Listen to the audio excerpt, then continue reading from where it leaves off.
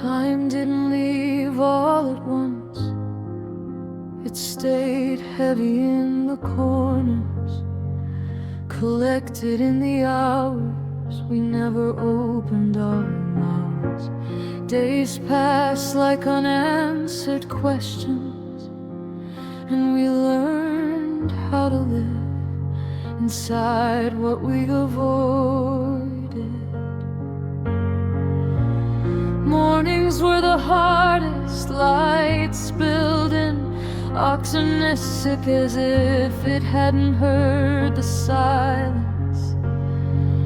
Practice all night, you move through the kitchen carefully, like someone visiting a place they used to belong to.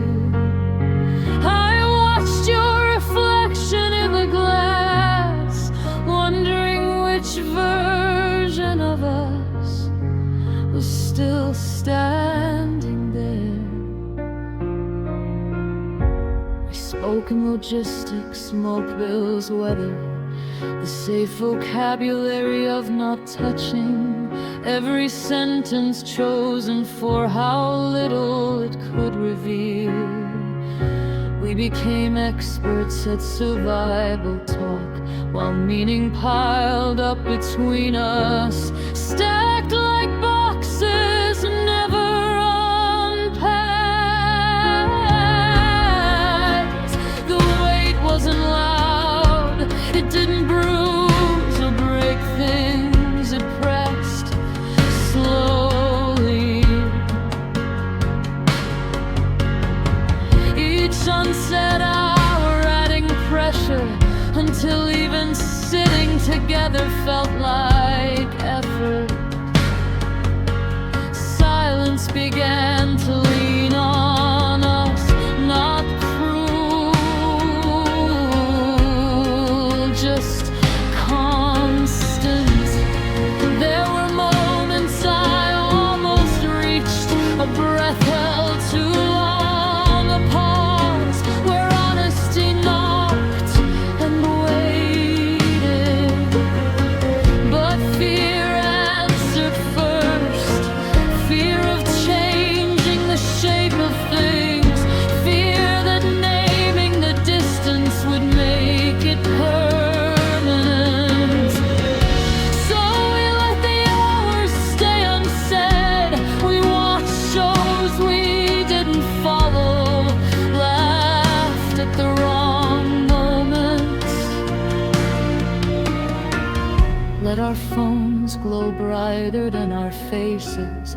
We learned how to look occupied, while quietly drifting. I could feel the time accumulating in the way you stopped asking my opinion, in how my name sounded foreign in your mouth. The hours weren't empty, they were crowded with what we avoided, each one pressing down, teaching love how to carry weight. If you had asked then, I would have told you I missed us in the present tense, that missing you while you were here was the loneliest language I knew. But the words stayed trapped, afraid of their own consequences. Eventually, the hours started deciding for us. What we didn't say became what we were. Distance didn't arrive with drama, it arrived with routine, with the quiet agreement that tonight could wait,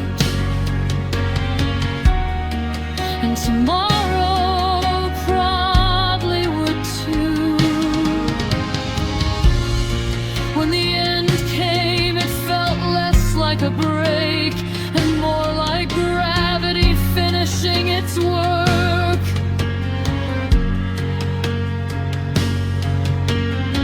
You looked tired, not angry. I felt relief, tangled with grief, as if setting something down I'd been holding too long. Now alone I hear those hours clearly. They echo in ordinary moments, waiting for the kettle. Sitting through red lights, folding time into manageable pieces, I finally say the things I never did, but they fall into empty rooms.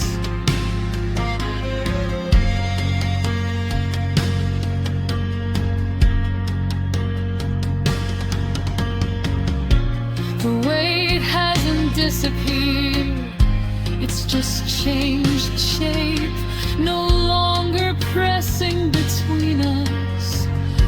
It rests inside me, a reminder that love doesn't only fail from what's said too harshly, but from what's carried too quietly for too long.